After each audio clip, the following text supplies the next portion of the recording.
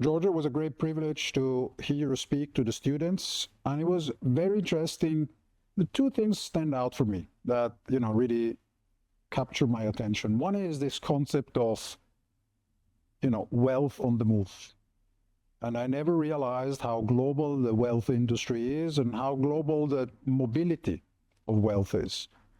And it will be interesting to understand a little bit, what are the trends, what are the things that we can see? I mean, we see a lot of wealth being created in Asia and in the US, but we also see that wealth moving, and it's moving to the big financial center, Switzerland being an important place. So understand a little bit what are the trends behind that and what you see for the future. The second question that I would be interested in is you spoke a lot about the role of judgment in management. Now, we're a school where we aim to train judgment, where we aim to train out the ability to jiggle different balls, look at different perspectives, and make sound decisions based on that.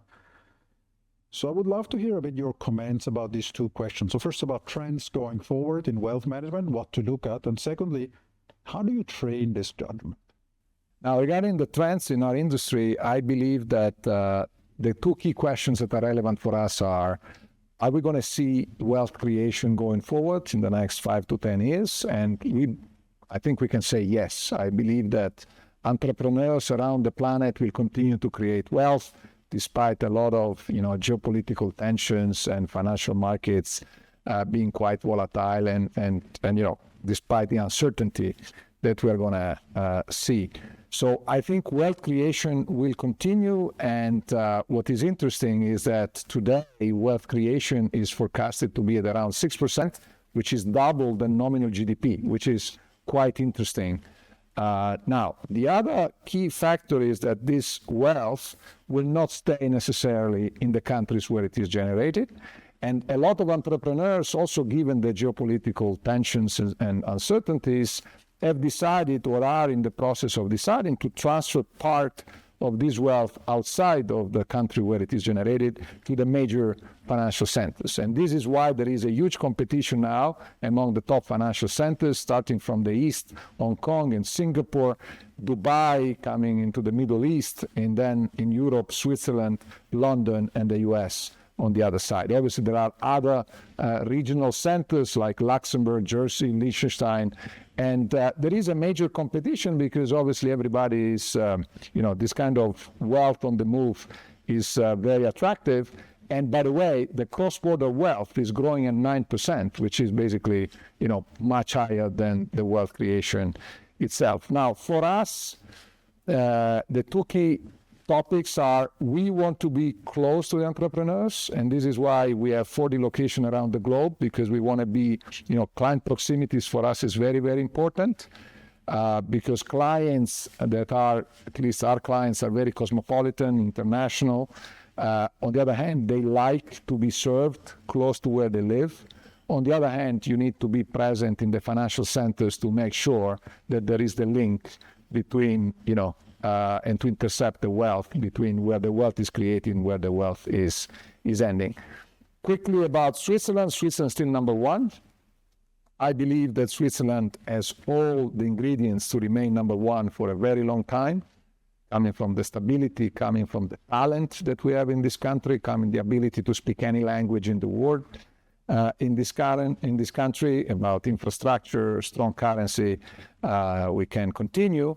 But obviously, there is a lot of competition out there. And what for me is extremely important is we realize that, and we don't expect, and we take it for granted. Sometimes I'm concerned that we take it for granted and we do not focus enough to develop the financial center. And when you say that, you think about public opinion, you think about regulators, you think about governments that kind of expect this to happen in the future?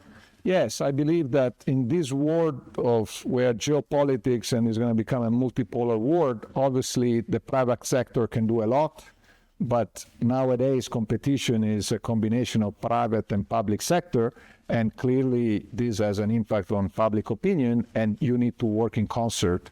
When you work in concert and you have a dialogue, usually the outcomes are better if there is antagonism and confrontation. So collaboration with government, with regulator, with public opinion to shape also, and to create transparency also on what's happening in the world. And if I may say, I believe that, I think that Switzerland should be proud of the financial center. And this is also something that maybe can improve. Okay, very good. Let's move to the second topic.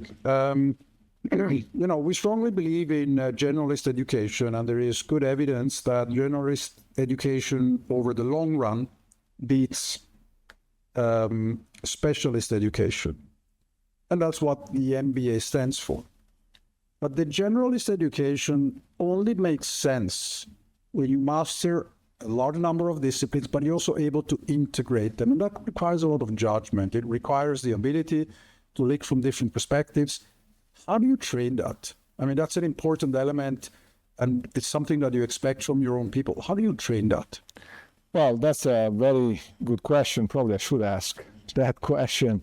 But from what I see day to day, I think what is extremely important is to make sure that, in particular, managers, general managers, and in our organization, we have about a dozen of top managers, and we have another 150 senior managers.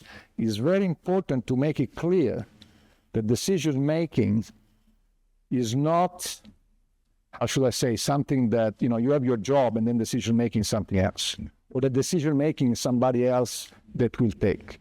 That their job as a manager at the end is about taking decisions. And obviously when you take decisions, usually you are under time pressure. Usually you don't have all the data. Usually, there are competing priorities. So obviously, if you take decision A, then it's better to achieve one aim, and decision B is better to achieve the other aim. How do you reconcile that?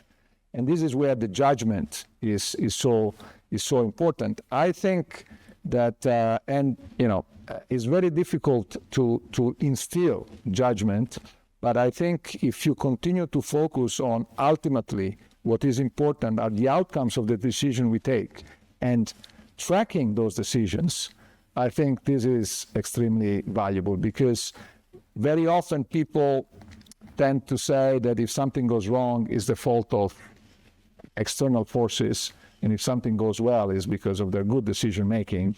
To make everybody, first of all, to have a clear, transparent monitoring of the various decisions, and then to have a very clear debate about that. I think that is helping.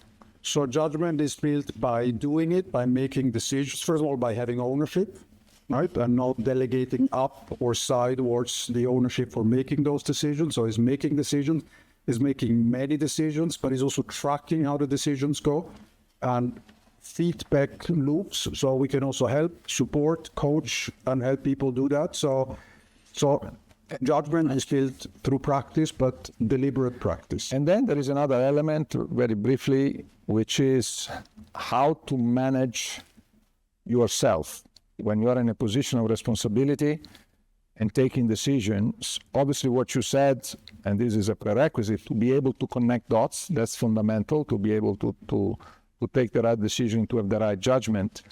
But also there is another important element, which is the element of fear.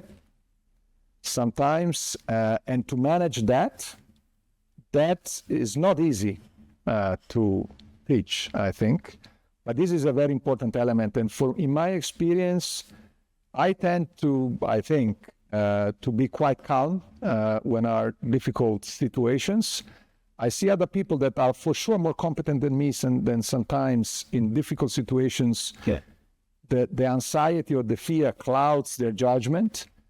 But what I find very important is to tell, is to be transparent about that. I said, look, you are under a different cloud. Come down, we'll take the decision tomorrow.